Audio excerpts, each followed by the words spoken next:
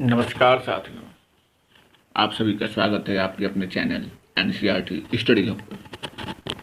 हम यहाँ पर एनसीईआरटी की क्लासेस का आज चैप्टर नंबर 7 शुरू करेंगे और चैप्टर नंबर 7 का नाम है न्यू क्वेश्चंस एंड आइडियाज, नए नए प्रश्न और नए नए विचार। कल हमने चैप्टर नंबर 6 को समाप्त कर लिया है और जिसका नाम था किंग्स, किंगडम्स एंड रिपब्लिक, राजा, राज्य और उसका गणतंत्र।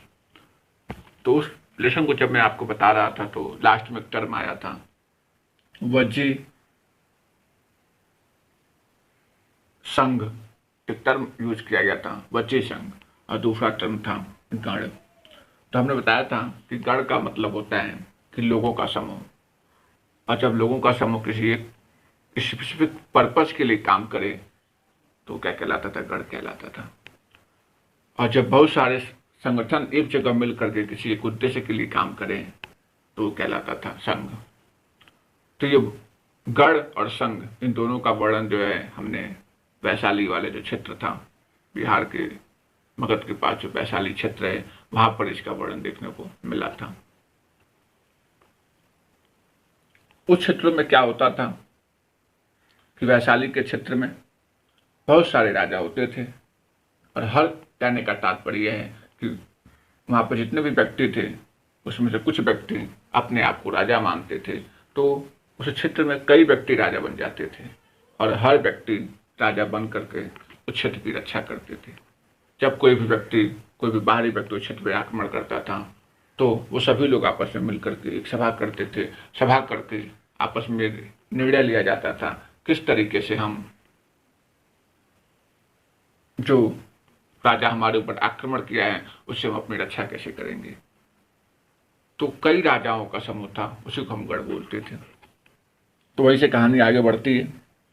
तो आज हमारा चैप्टर नंबर 7 है और चैप्टर नंबर 7 का नाम मैंने आपको ऑलरेडी बता दिया है। देखते हैं आज कहानी आगे बढ़ेगी है। और आज हम पढ़ेंगे बुद्ध के बारे में, बौद्ध धर्म की उत्पत्ति कैसे हो रही है इसके बारे में, किस तरीके से हमारा जैन धर्म आ रहा है उसके बारे में हम पढ़ेंगे। तो देखिए, ऐसा माना जाता है कि आज से 2500 साल पहले गौतम बुद्ध का जन्म हुआ था। अर्थात हम कह सकते हैं कि अगर हमें मानते हैं कि ईसा मसीह का जो जन्म है वह आज से 2000 ईस्वी पूर्व हुआ था, तो अगर हम 2500 से 2000 को माइनस करते तो बच गया 500। तो इसीलिए कहा जाता है कि जो गौतम बुद्ध थे, गौतम बुद्ध का जो जन्म है लगभग 500 ईस्वी के आसपास हुआ था। अर्थात गौतम बुद्ध का जन्म 563 ईसा पूर्व हुआ था। और कहाँ हुआ था? तो कपिलवस्तु के पास एक लुम्बिनी नाम का जंगल था, उसी जंगल में गौतम बुद्ध जी का जन्म हुआ था। लुम्बिनी वन के पास एक क्षेत्र था, वहीं उनका जन्म हुआ था। उनके पिता का नाम शुद्धोधन था, जो शाक्यगढ़ के प्रधान थे। देखिए यहाँ पर भी एक वर्ड आया, गढ़, अर्थात वो लोगों का समूह होगा, उस समूह के प्रधान होंगे जो क्षेत्र की रक्षा करते होंगे। माता का नाम माया देवी था, जो कोलीय गढ़ राज्य की कन्या थी। गौतम बुद्ध के बचपन का नाम सिद्धार्थ था। ये तो कुछ बातें हो गई, थोड़ी सी संक्षिप्त बात हो गई गौतम बुद्ध के बारे में। तो अब देखिए आगे क्या होता है। तो गौतम बुद्ध के बचपन का नाम सिद्धार्थ और 2500 साल पहले इनका जन्म हुआ। अब धीरे धीरे क्या हो चुका था कि महाजनपद, हमने आपको 16 महाजनपदों के नाम बताए थे, पिछली वाले लेसन में हम लोगों ने पढ़ा था। तो उन 16 महाजनपदों में जो मगध महाजनपद था बहुत तेजी से आगे बढ़ रहा था, क्योंकि मगध के आसपास का क्षेत्र जो था वो गंगा सोन नदियों का क्षेत्र था। वहाँ पर जंगल थे और वहाँ पर लोहे की खानें भी हमें देखने को मिली। तो इस तरीके से नदी क्षेत्र था, व्यापार भी बहुत अच्छी तरीके से हो रहा था। तो जब ये सारी चीज़ें, शहर भी, नए नए शहरों का भी निर्माण होता जा रहा था, लोगों की लाइफ स्टाइल बदल रही थी, गांव शहर में बदलते जा रहे थे, समाज में लोगों की सोचने की जो क्षमता थी वो बढ़ रही थी। तो इस परिस्थिति में अब लोगों के मन में, क्योंकि अब सब कुछ हो चुका था, अब सब कुछ हो चुका था। जो कि राजा था, महाजनपद के अंदर राजा होता था, राजा ने अपने जनपद को चारों तरफ से किलों से, ईंटों से, पत्थरों से चारों तरफ से किले से घिरवा दिया था, इससे लोगों की रक्षा हो जाती थी। लोग आसानी से व्यापार भी कर लेते थे। मतलब लोगों के पास बहुत अधिक कोई समस्या नहीं रहती थी। तो अर्थात अब लोगों के पास सोचने की क्षमता, सोचने का अधिक से अधिक उनके पास समय होता था। तो अब इंसान ने सोचना शुरू कर दिया, वो अपने जीवन के सच को जानना शुरू कर दिया। अभी मैंने बताया कि जो गौतम बुद्ध थे वो शाक्यगढ़ से संबंधित थे। शाक्यगढ़ से संबंधित का मतलब कि शाक्यगढ़ के ही पिता थे, जो शाक्यगढ़ के प्रधान थे इनके पिताजी, इनका नाम था शुद्धोधन, जो कि क्षत्रिय माने जाते थे। क्षत्रिय तो हमने पहले ही बताया था कि क्षत्रिय वही होते थे जो प्रजा की रक्षा करते थे, जन की रक्षा करते थे। जब गौतम बुद्ध बड़े हुए तो इन्होंने जो आराम का जीवन था उस आराम के जीवन को छोड़ दिया। उन्होंने, उनके मन में सच को जानने की जिज्ञासा जाग उठी थी। कई सालों तक वो इधर उधर भटकते रहे ज्ञान की तलाश में। अंततः उन्होंने निश्चय किया कि मैं स्वयं अपने लिए ज्ञान का मार्ग ढूंढूंगा। और इसीलिए वो बिहार के पास एक जगह है बोधगया, बोधगया में पीपल के वृक्ष के नीचे बैठते हैं और वहीं पर वो ध्यान लगाते हैं, मेडिटेशन करते हैं और तब उन्हें आत्मज्ञान की प्राप्ति होती है। जब गौतम जी को आत्मज्ञान की प्राप्ति हो जाती है बोधगया में पीपल के वृक्ष के नीचे, जो कि बिहार में स्थित है, तभी से उन्हें बुद्ध कहा जाने लगा। जैसे जैसे वो अपने ज्ञान का प्रचार प्रसार करना शुरू कर दिए, बहुत ही जल्दी वो विश्वविख्यात हो गए थे। धीरे धीरे सबसे पहला उन्होंने जो उपदेश दिया था वो सारनाथ के समीप दिया। वाराणसी में सारनाथ के पास गौतम बुद्ध जी ने अपना पहला उपदेश दिया था। अब इस समय जो भाषा प्रयुक्त की गई थी उपदेश के लिए वो एकदम संस्कृत की भाषा नहीं थी, क्योंकि मैंने आपको पहले ही बता दिया था कि ऋग्वैदिक काल तक संस्कृत को, ऋग्वैदिक काल में जो ऋग्वेद लिखा गया है उस ऋग्वेद में जो संस्कृत के शब्दों का प्रयोग किया गया है उसका उच्चारण करना बहुत ही कठिन था। तो उसे हम लोग उस समय के ऋषि मुनियों ने अपने शिष्यों को सुना करके, पढ़ करके बताया जा करते थे। लेकिन ऋग्वैद काल समाप्त हुआ, जब उत्तर वैदिक काल आया, अर्थात जब यजुर्वेद, सामवेद, अथर्ववेद लिखे जाने लगे, तो उसमें संस्कृत के क्लिष्ट शब्दों का प्रयोग नहीं हुआ। अर्थात अब जो है भाषा भी धीरे धीरे परिवर्तित होने लगी थी। उसी क्रम में एक भाषा का जन्म हुआ जिसका नाम था प्राकृत। हिंदी की उत्पत्ति में प्राकृत का भी बहुत बड़ा रोल माना जाता है। जब आप हिंदी शब्द पढ़ेंगे, जब भाषा का क्रम पढ़ेंगे, भाषा का विकास कैसे हुआ, तो आपको उसमें प्राकृत, पाली, संस्कृत ऐसे क्रम से भाषाओं का वर्णन देखने को मिलेगा और तब अंत में जाकर हिंदी आती है। बुद्ध जी सबसे पहला अपना उपदेश सारनाथ में देते हैं। इसीलिए अभी आगे देखेंगे कि एक स्तूप का निर्माण हुआ है सारनाथ के अंदर। तो स्तूप का निर्माण उसी जगह पर हुआ जहां पर बुद्ध ने सर्वप्रथम उपदेश दिया था। धीरे धीरे बुद्ध पैदल चल करके हर जगह अपने उपदेशों को बांटते रहते हैं, देते रहते हैं। अंततः बुद्ध की मृत्यु कुशीनगर में, उत्तर प्रदेश के कुशीनगर जिले में हो जाती है। बुद्ध के जीवन की, बुद्ध का जो जीवन था और जीवन से उन्होंने जो अनुभव लिया, अर्थात बुद्ध ने जो शिक्षा दी, उस शिक्षा में उन्होंने बताया कि मनुष्य का जो जीवन है वो कष्टों और दुखों से भरा हुआ है और उसका कारण वो मनुष्य खुद है। क्योंकि मनुष्य के अंदर की जो इच्छा है, जो कार्विंग्स है, जो डिजायर्स हैं, जो उसकी लालसा है, वो इतनी ज़्यादा है कि कभी फुलफिल ही नहीं होती, कभी पूरी ही नहीं हो पाती।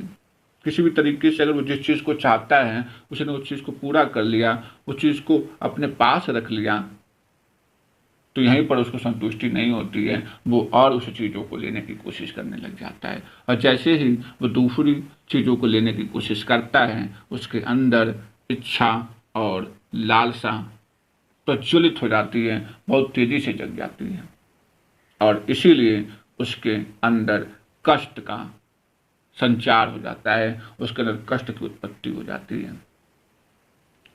और इसी को बुद्ध ने तृष्णा कहा है। इसी को बुद्ध ने, जो मनुष्य के अंदर इच्छा बलवती हो जाती है और इच्छा की बलवती होने से उसके अंदर कष्ट की उत्पत्ति हो जाती है, और इसी को बुद्ध ने तृष्णा कहा है। इन्होंने कहा है बुद्ध जी ने कि हम अपने अंदर की जो तृष्णा है उसको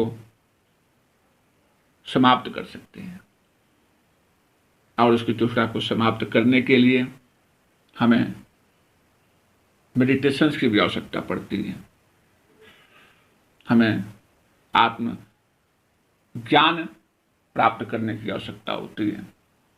इसके साथ साथ बुद्ध ने अपने धर्म में यह भी बात बताई कि लोगों को,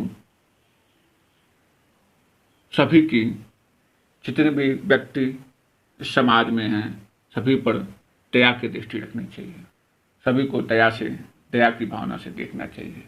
आप लोगों ने गौतम बुद्ध और देवव्रत की कहानी भी पढ़ी होगी, जिसमें एक बत्तख को देवव्रत मार देते हैं, गौतम बुद्ध से उठाते हैं, राजा के पास ले जाते हैं, मरहम पट्टी करते हैं। तो वही से सोचिए, गौतम बुद्ध जो है मनुष्य के प्रति दया की भावना दिखाने की बात तो करते ही हैं, इसके साथ साथ कहते हैं कि जानवरों के प्रति भी दया की भावना दिखाया जाता है। बुद्ध ने सबसे बड़ी बात ये कही कि हम जो भी कर्म करेंगे उसी कर्म का हमें परिणाम मिलेगा। अर्थात अगर हमारे कर्म अच्छे होंगे तो भविष्य में जो हमें परिणाम मिलेगा वो भी अच्छा होगा, और हमारे कर्म अगर बुरे होंगे तो भविष्य में जो परिणाम मिलेगा वो भी बुरा होगा। अर्थात जो बौद्ध धर्म था वो कर्म पे विश्वास करता था। भाषा, अपने स्पीच को, अपने जो इन्होंने लोगों को उपदेश दिए, उस उपदेश में उन्होंने प्राकृत भाषा का ही प्रयोग किया, क्योंकि वही भाषा लोग आसानी से उस समय समझ सकते थे। ये जो स्तूप देख रहे हैं आप, ये स्तूप ही इस बात का प्रतीक है, जो कि हम वाराणसी के सारनाथ में स्थित है स्तूप, इसी बात का प्रतीक है कि बुद्ध ने सबसे पहले उपदेश इसी जगह पर दिया था। इसके साथ साथ बुद्ध जी ये भी कहा करते थे कि मैं जो आपको उपदेश दे रहा हूं, मैं आपको जो भी बौद्ध धर्म से संबंधित जो भी बातें बता रहा हूं, आप केवल उन बातों का श्रवण न कीजिए, बल्कि उन बातों की सच्चाई तक जाइए, उसके बाद आप उन बातों को स्वीकार कीजिए। ऐसा भी उन्होंने कहा था। और एक स्टोरी हमें देखने को मिलती है, किस्सा गौतमी जी की एक स्टोरी में है। क्या है कि किस्सा गौतमी नाम की महिला रहती है, उसके बच्चे की डेथ हो जाती है और वो परेशान हो जाती है अपने बच्चे को लेकर, गलियों में घूमती रहती है, लोगों से कहती है कि मेरे बच्चे के जीवन को वापस कर दो, इसे जिंदा कर दो, जीवित कर दो। एक बहुत दयालु व्यक्ति उसी रास्ते से जा रहा होता है, वो गौतम बुद्ध के पास लेकर उसे जाता है। बुद्ध कहते हैं कि,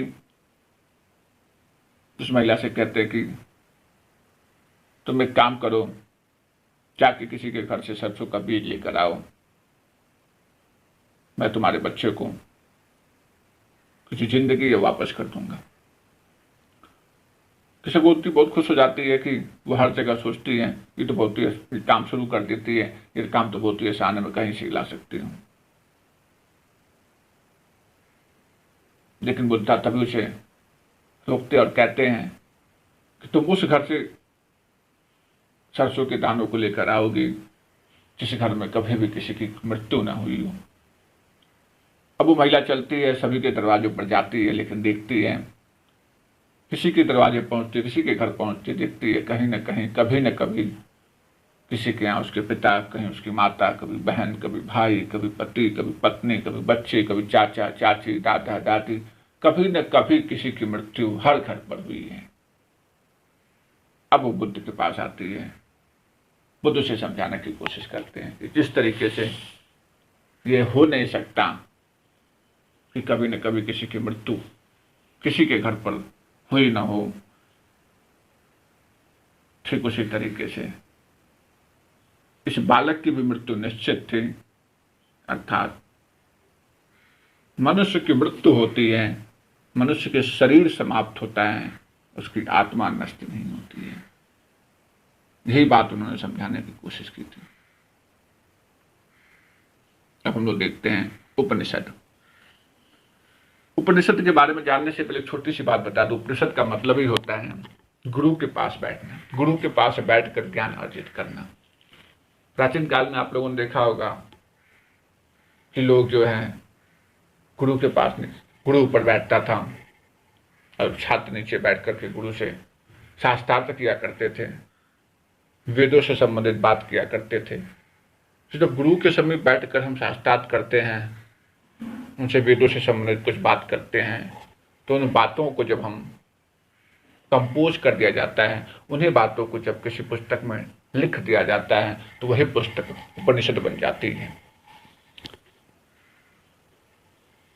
तो जब बुद्ध अपना उपदेश दे रहे थे तो उस समय और भी लोग थे जो कठिन कठिन प्रश्नों के बारे में जानने की कोशिश कर रहे थे। कठिन प्रश्न का मतलब वो जानने की कोशिश कर रहे थे कि आखिर मृत्यु के बाद क्या होता है। अब वो देखिए प्रसाद, जब हम पाषाण काल की बात करते थे तो उसमें देखते थे कि व्यक्ति के साथ बकरियों की हड्डियां भी रख दी जा रही थी, उसके खाने पीने की चीज़ों को रख दिया जाता था। अर्थात वो आदमी उस समय रख देता था, सर उसके बारे में सोचता नहीं था, लेकिन अब सोचने का समय आ गया था। अब लोग सोचते थे कि ऐसा क्यों, मृत्यु के बाद क्या होता है, राजा बलि क्यों देता है। इन सब चीज़ों के बारे में लोगों ने सोचना शुरू कर दिया था। बहुत सारे थिंकर्स ने बातें सोची और उन्होंने ये बात रखी कि ऐसा लगता है कि इस ब्रह्मांड में कोई न कोई चीज़ ऐसी है जो हमारी मृत्यु के बाद भी उपस्थित रहती है। और उन्होंने उसे आत्मा कहा, उन्होंने उसे ब्रह्मा कहा, और उसी को उन लोगों ने सार्वभौमिक सत्य कहा, सार्वभौमिक आत्मा कहा।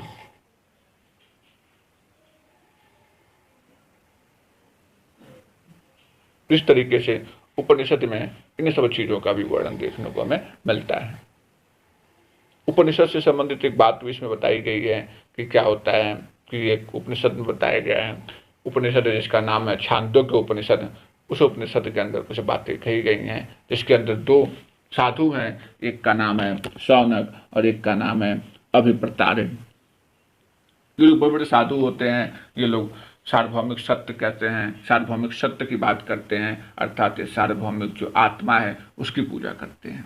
ये लोग बैठ कर खाना खा रहे होते हैं, ये भिखारी आता है उनसे कुछ भोजन मांगता है, वो लोग कहते हैं कि नहीं हम तुम्हें भोजन नहीं दे सकते। जो उसमें शौनक होते हैं कहते हैं कि नहीं हम तुम्हें भोजन नहीं दे सकते। तो वो साधु कहता है, जो भिखारी है वो कहता है कि आप किसकी पूजा करते हैं। तो अभिप्रतारिण जो थे, उनका नाम था अभिप्रतारिण, वो कहते हैं कि हम तो सार्वभौमिक आत्मा की पूजा करते हैं। अब वो कहता है कि सार्वभौमिक आत्मा का मतलब आप क्या समझते हैं। तो वो लोग कहते हैं कि सार्वभौमिक आत्मा तो सब जगह उपस्थित है।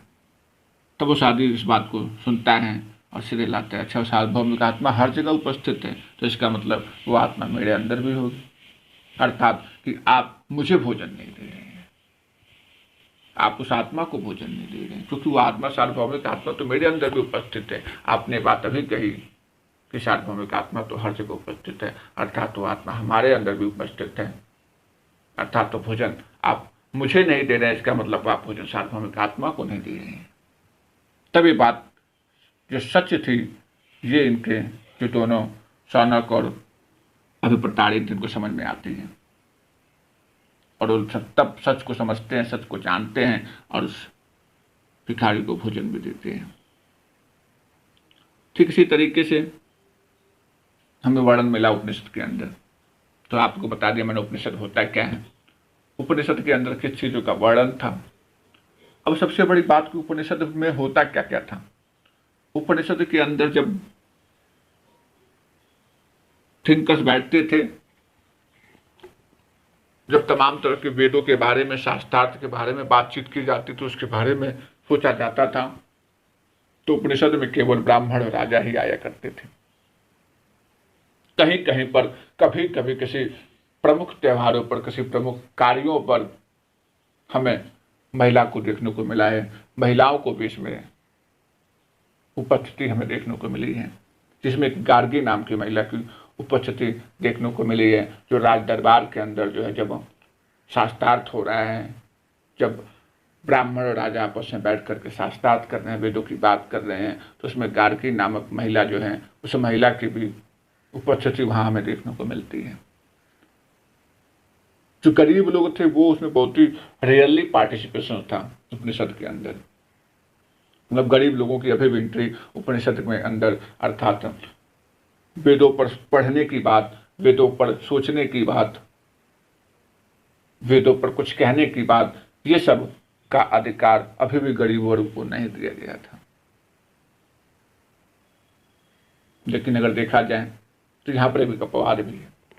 एक महिला है जिसका नाम है सत्यकामा जवाला, और वो जवाली नाम की दासी थी, उसी का लड़का होता है। तो सत्यकामा जवाला जो है वो हर समय सच्चाई को जानने की कोशिश करता है, और सच्चाई को जानने की कोशिश करने के कारण ही उसका इतनी ज़्यादा उत्सुकता रहती है कि गौतम नाम का ब्राह्मण होता है, वो ब्राह्मण उसको अपना शिष्य बना लेता है। अर्थात चली महिलाओं को तो हमें एंट्री नहीं देखने को मिलती थी, बट इसकी एंट्री देखने को, सत्यकामा जवाला की एंट्री, प्रवेश हमें राज दरबार में देखने को मिलती है, जो कि दासी का लड़का होता है।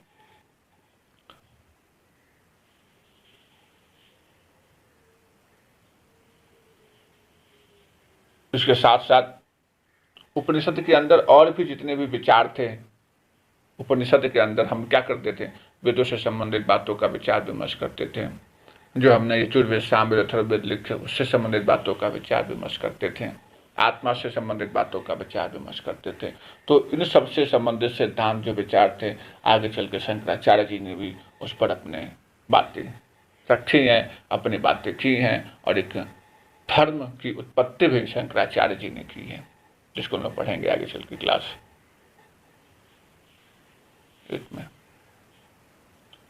उसी समय क्या था कि संस्कृत भाषा पर पहली पुस्तक लिखी गई, संस्कृत व्याकरण के ऊपर पाणिनि जी ने पहली पुस्तक लिखी। जब भी क्वेश्चन पूछा जाता है कि संस्कृत भाषा के ऊपर, संस्कृत व्याकरण की प्रथम पुस्तक किसने लिखी, तो पाणिनि जी ने लिखी थी। और उन्होंने किया क्या था कि जो भी स्वर और व्यंजन थे उनको एक स्पेशल क्रम में, स्पेशल ऑर्डर में रखने की कोशिश की। और जब उन्होंने स्पेशल ऑर्डर में रखा तो उन्होंने एक फार्मूले के रूप में उसको रखने की कोशिश की, और लगभग 3000 फार्मूलों का उन्होंने निर्माण किया था। और ठीक फार्मूले उसी तरीके से लगते थे, इस तरीके से बीज गणित में हमें तमाम तरह के फार्मूले +b² + a² + 2 भी देखने को मिलता है। इस तरीके से फार्मूले हमें देखने को मिलते थे। अर्थात उस फार्मूले से हमने संस्कृत को पढ़ने और समझने की कोशिश की। अब जैन धर्म की शुरुआत होती है। जैन धर्म की शुरुआत आज से 2500 साल पहले मानी जाती है। जैन धर्म के जो प्रवर्तक थे, जैन धर्म के जो संस्थापक थे, ऋषभदेव जी को माना जाता है। लेकिन वास्तव में जैन धर्म का जो विकास हुआ है वो महावीर स्वामी के समय से हुआ है।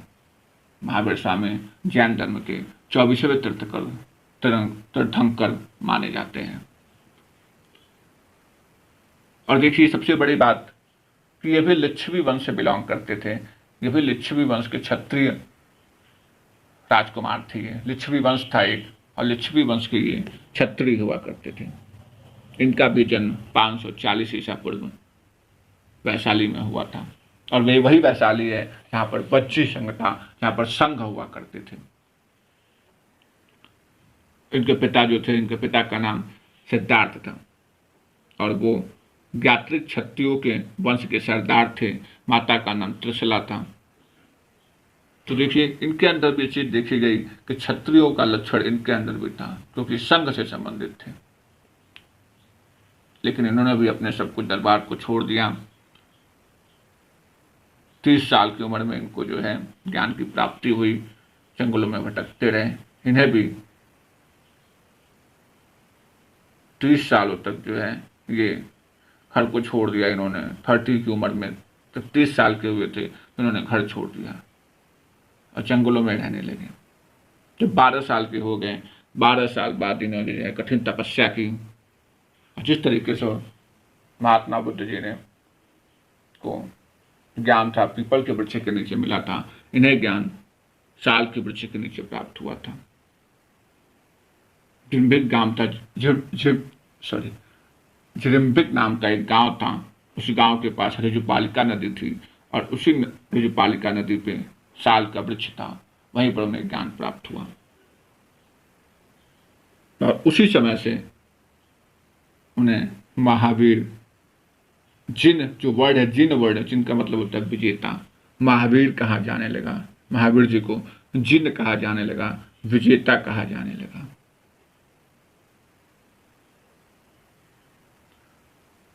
इनकी जो महावीर स्वामी जी की जो शिक्षा थी तो बहुत ही सिंपल थी। इनका कहना था कि जो भी पुरुष और महिलाएं सत्य को जानना चाहती हैं उन्हें घर छोड़ना पड़ेगा। दूसरी बात, अहिंसा पे बहुत ज्यादा विश्वास किया जाता था इनके धर्म के अंदर। पशुओं को मारा नहीं जाता था, किसी भी तरीके से पशुओं को चोट नहीं पहुंचाया जाता था, किसी भी व्यक्ति को भी कष्ट नहीं पहुंचाया जाता था। महावीर जी तो ये कहते थे कि मनुष्य या कोई भी प्राणी का जीवन बहुत ही लंबा होता है और सभी को अपने जीवन से बहुत ही ज्यादा प्यार है, इसीलिए किसी को हमें कष्ट नहीं पहुंचाना चाहिए। और इन्होंने भी प्राकृत भाषा का प्रयोग किया था अपने उपदेशों को देने के लिए। प्राकृत भाषा का भी उन्होंने प्रयोग किया था। सबसे बड़ी बात यह है कि जो प्राकृत भाषा थी हर क्षेत्रों में बोली जाती थी। मगध में भी प्राकृत भाषा बोली जाती थी, वैशाली में भी प्राकृत भाषा बोली जाती थी, दक्षिण की तरफ भी प्राकृत भाषा देखने को मिलती थी। लेकिन वो जिस क्षेत्र में बोली जाती थी उसी क्षेत्र से संबंधित उसका नाम हो जाता था। जैसे मगध में जो प्राकृत भाषा बोली जाती थी वो मगधी कहलाती थी।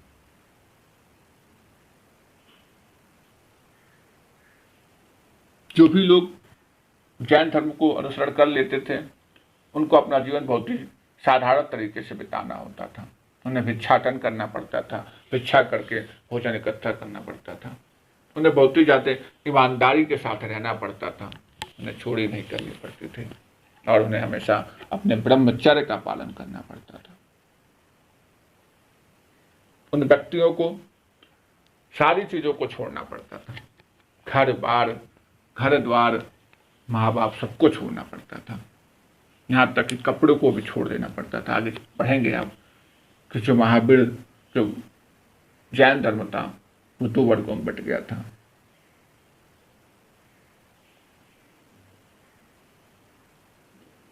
तो शुरू में तो बहुत ही कठिन था कि लोग अलग हो जाए। लोग जो है अपने माता पिता को छोड़कर दूर रहने लगे, वस्त्रों को छोड़ कर रहना शुरू करें। लेकिन इतना कठिन होने के बावजूद भी लोगों ने ऐसा किया।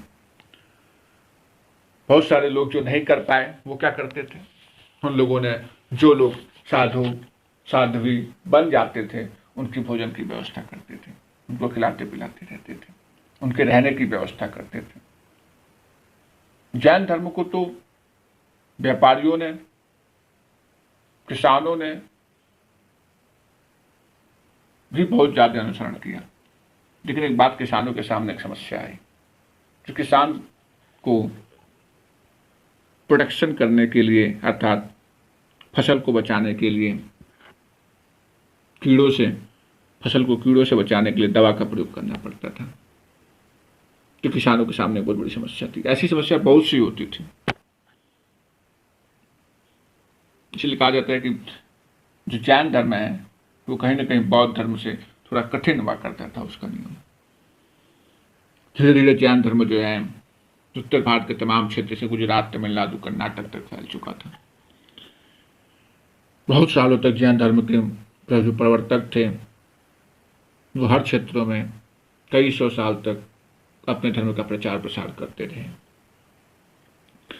उसी क्रम में आज से 1500 साल पहले जो आज का जैन धर्म के जो भी नियम हम जैन धर्म वाले लोग मानते हैं, उन नियमों का वर्णन जो है हमें आज से 15 साल 100 साल पहले गुजरात में बल्लवी नामक जगह है, वहां पर हमें देखने को मिला था।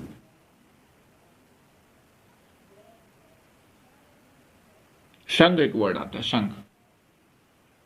पहले तो ये जान लीजिए, संघ उस क्षेत्र को बोला जाता था जहां पर बौद्ध धर्म और जैन धर्म से आए हुए लोग जिस स्थान पर रह करके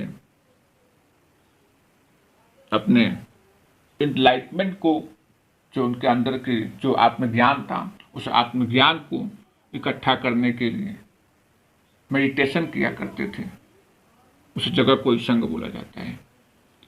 अर्थात सच की प्राप्ति के लिए वो घर छोड़ देते थे, और घर छोड़ने के बाद जहाँ पर उन्हें रहते थे, सभी लोग एक जगह घर छोड़ने के बाद एक एसोसिएशन बना दिया जाता था, जगह बन जाती थी, वहाँ पर सभी लोग आके रहते थे, वहीं पर उन्हें भोजन मिलता था, वहीं पर उन्हें रहना पड़ता था, वहीं पर हमेशा वो मेडिटेशन करते रहते थे, तो उस जगह को ही संघ बोला गया।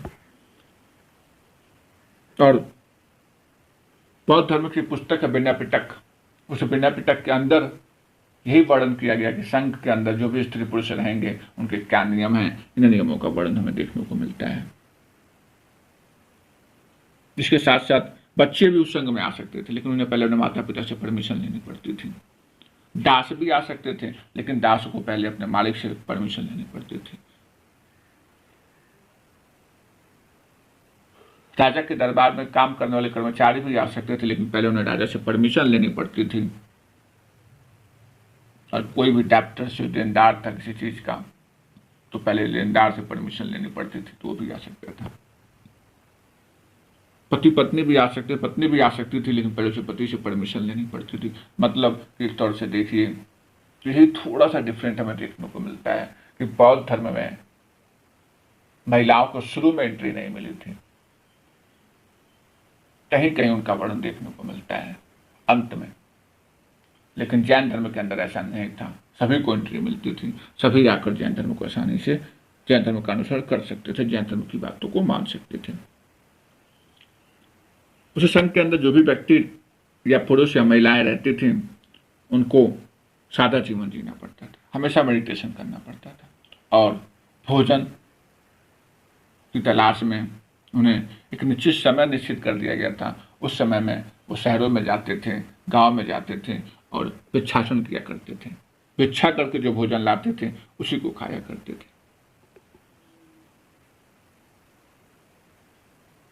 एक वर्ड है जैसे बेगर वर्ड, तो जो भिक्षु वर्ड है, साधु वर्ड है, जो भिक्षु है,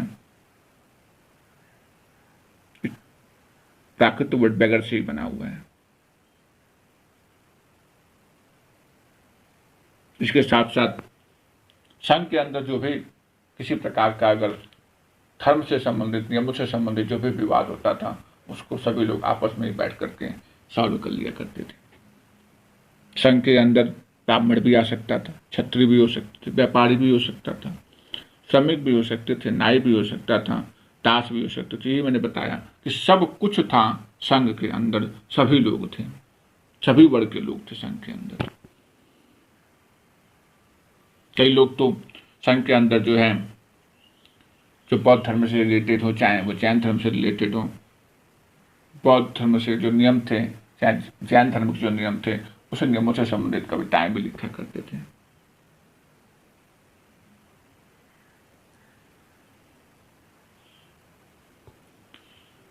अब इन्हीं जैन और बौद्ध धर्म के लोगों को रहने के लिए जगह भी चाहिए। जो साधु थे, जो साध्वी थी, तो इन लोगों के लिए जो है मॉनेस्ट्रीज बनना शुरू हो गई थी, विहार बनना शुरू हो गए थे, मठों का निर्माण करना शुरू किया जा चुका था।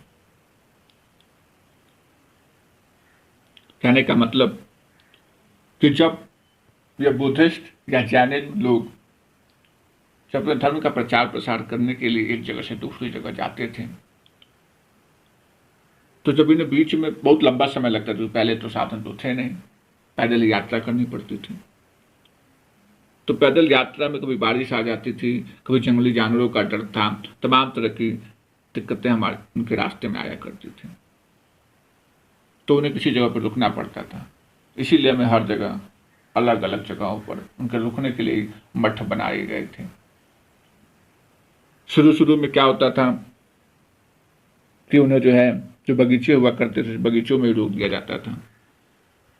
जो आसपास में जो छोटे छोटे वन दिखते थे, वहीं पर वनों की लकड़ियों को काट के लाया जाता था और उसी को चारों तरफ से कलेक्ट करके एक घर नुमा संरचना बना ली जाती थी, वहीं रहा करते थे।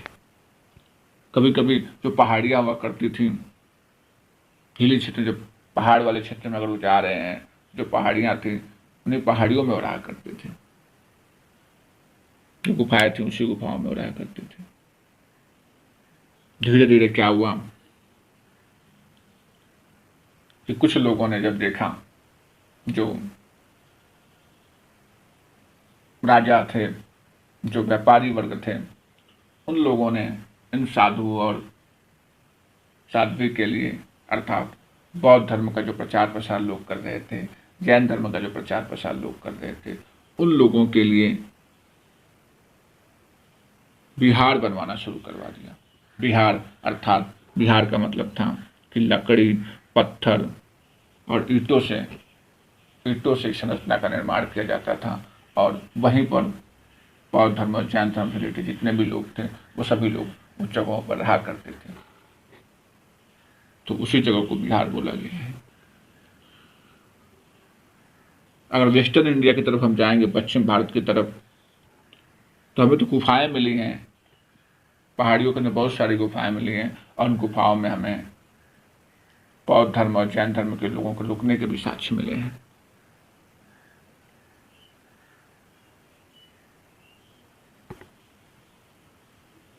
एक बहुत अच्छी बात बुद्धिस्ट के द्वारा देखने को मिली है, हमें एक टेक्स्ट देखने को मिला है।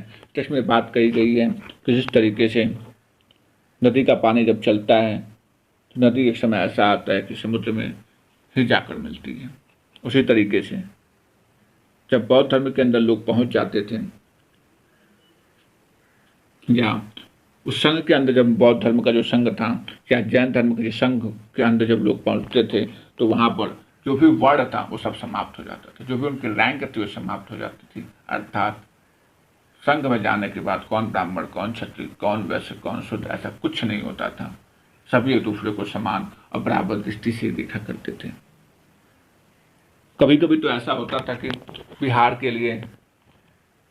बिहार बनवाने के लिए, अर्थात लकड़ी, पत्थर और ईंटों से एक घरनुमा संरचना बनाई जाती थी, तो उसको बनाने के लिए जमीन चाहिए, तो राजा जो था जमीन दान कर दिया करता था। जो बड़े बड़े व्यापारी थे वो दे दिया करते थे और फिर वहाँ लोग रहने लग जाते, तो अब धर्म का प्रचार प्रसार करते थे। तो वहाँ के आसपास के जो लोग थे उनको, अब जैन लोगों को, बौद्ध धर्म के लोगों को भोजन चाहिए, तो लोग भोजन उपहार में दे आते थे, कपड़े दे आते थे, दवाइयाँ दे आते थे। और इसके बदले में अब जो मंक थे, जो नन थे, उनकी भी जिम्मेदारी हो जाती थी कि अब इसके बदले में उन्हें भी कुछ दिया जाए, तो उन्हें जैन धर्म, बौद्ध धर्म संबंधी शिक्षाएं दी जाती थी। इस तरीके से बौद्ध धर्म और जैन धर्म सभी का प्रचार प्रसार बहुत तेजी से पूरे भारतवर्ष में हुआ। इधर ये सारे कार्य हो रहे थे, बौद्ध धर्म जैन धर्म का प्रचार हो रहा था, उधर उसी समय ब्राह्मणों ने आश्रम व्यवस्था का भी जन्म किया था। जो ब्राह्मण थे वो आश्रम व्यवस्था जो थी, वो आश्रम का विकास कर रहे थे। आश्रम का मतलब यहाँ उस आश्रम से नहीं है जहाँ पर हम बैठकर मेडिटेशन करते हैं, हम ध्यान लगाते हैं और आपस में गुरु और शिष्य वार्तालाप करते हैं, वेदों से संबंधित, उपनिषद से संबंधित। यहाँ आश्रम से तात्पर्य एक सिस्टम से है, जीवन की उस अवस्था से है। यहाँ आश्रम का तात्पर्य जीवन की अवस्था से है, अर्थात आश्रम की 4 अवस्था थी। ब्रह्मचर्य, आश्रम की 4 अवस्था थी, ब्रह्मचर्य, गृहस्थ, वानप्रस्थ, संन्यास। 4 अवस्थाएं बताई गई।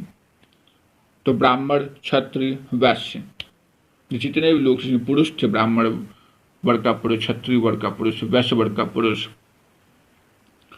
ये सभी वेदों की स्टडी करते थे, वेदों के बारे में अध्ययन करते थे। तो जब वेदों का अध्ययन करते थे तो वेद को अध्ययन करने का जो उनका पीरियड था उसे ब्रह्मचर्य का पीरियड बोला गया था, तो वेदों का अध्ययन करते थे। फिर जब इनका विवाह हो गया, विवाह के बाद का जो जीवन यापन था इनका, उसे हम लोगों ने गृहस्थ आश्रम बोला।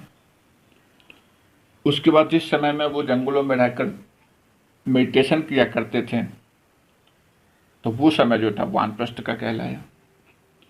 और फिर एक समय ऐसा आया कि जब उन्होंने सब कुछ छोड़ दिया, तो ये जो समय था संन्यास का समय कहलाया। तो इस तरीके से आश्रम व्यवस्था 4 तरीके से बांटी गई थी: ब्रह्मचर्य आश्रम, गृहस्थ आश्रम, वानप्रस्थ आश्रम, संन्यास आश्रम। अब इस आश्रम के अंदर भी हमें केवल पुरुषों का ही अधिक महत्व देखने को मिला है। पुरुषों का ही हस्तक्षेप इस आश्रम में अधिक देखने को मिलता था, महिलाओं के इसमें हस्तक्षेप हमें देखने को नहीं मिला है। लेकिन महिलाएं भी अपने पति के साथ इन आश्रम व्यवस्था में जा सकती थी, उन्हें अधिकार दिया गया था। लेकिन इस चीज का बहुत अधिक वर्णन हमें देखने को नहीं मिला है।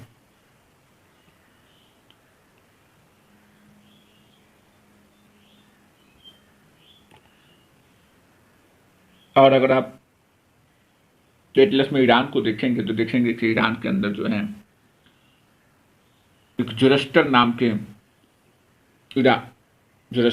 के जो है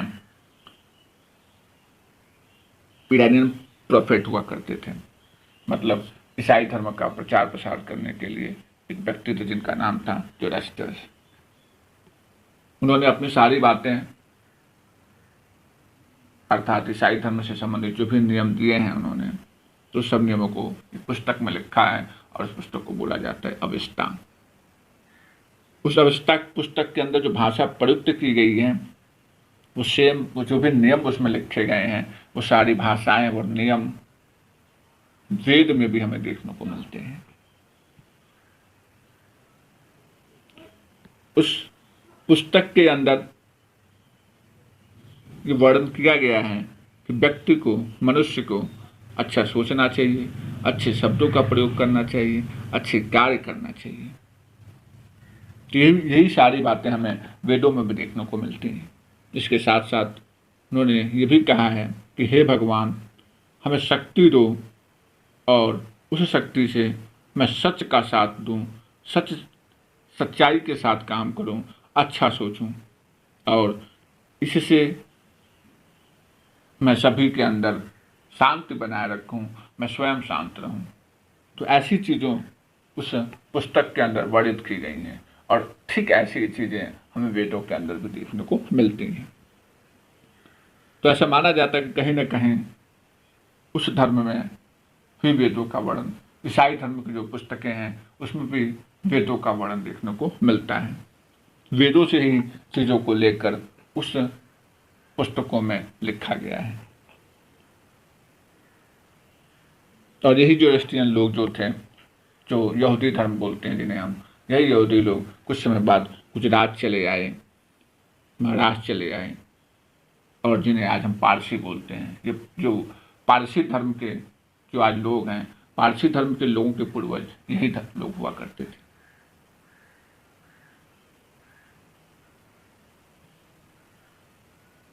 तो इस तरीके से ये रिलेशन समाप्त हुआ और इसमें हमने बहुत सी चीज़ें सीखी, जैसे तृष्णा क्या होता है, प्राकृतिक लैंग्वेज क्या होती है, उपनिषद किसे कहते हैं, आत्मा क्या होती है, ब्रह्मा क्या होता है, अहिंसा क्या होती है, जैन धर्म क्या होता था, संघ क्या होते थे, भिक्षु कौन थे, विहार क्या था, मॉनेस्ट्री क्या हुआ करती थी और आश्रम के बारे में हमने जाना। तो कमेंट सेक्शन में मुझे जरूर बताइएगा कि आज की क्लास आपको कैसी लगी और ऐसे ही मैं अच्छे तरीके से आपको क्लास कंप्लीट करूंगा। मस्त तरीके से पढ़ाई करते रहिए, अपना ख्याल रखिए और तब तक के लिए मुझे दीजिए इजाज़त। नमस्कार।